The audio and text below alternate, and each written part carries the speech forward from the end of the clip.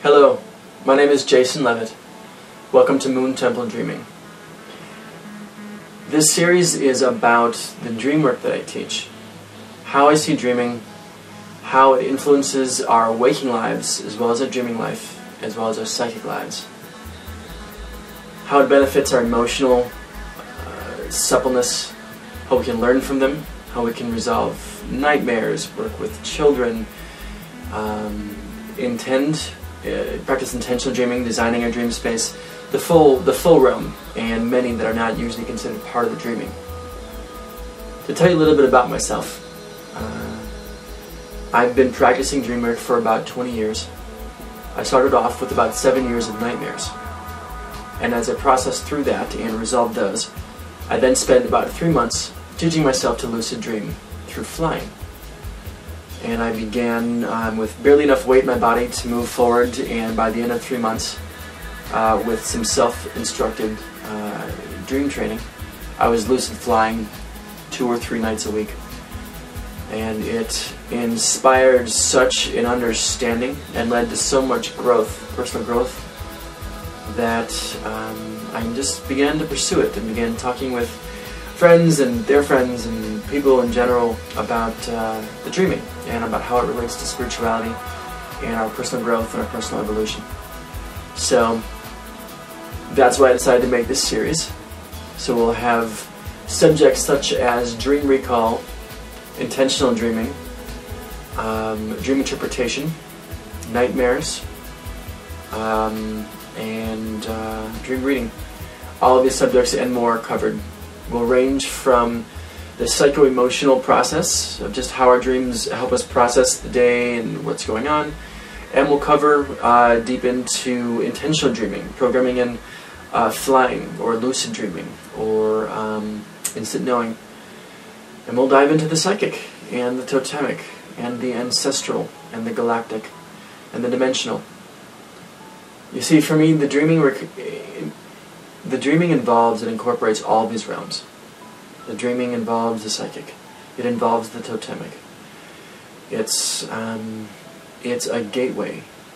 And I think as we as a culture, as a planet, begin to expand and tune into our dreaming again, as ancient cultures have done, and we bring in new knowings and the future to match that ancient knowledge, where these will combine the messages that are coming through and will come through you and through me. This is where we're going to find many of our answers. This is where we're going to find most of our insights and guidance, and where we're going to process a lot of the emotional issues that many of us are going through with greater intensity now than we had before. I want to say that we as beings are spherical. So as we expand in one direction, we expand in all of them at the same time. So this means that as you develop your dreaming experience, your emotional field is also expanding at the same time. So you're going to be taking in more and experiencing more.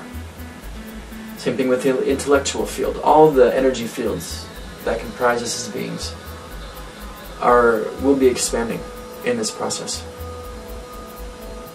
One of my favorite parts of practicing dream work is knowing that everything that I practice in the dreaming affects my waking.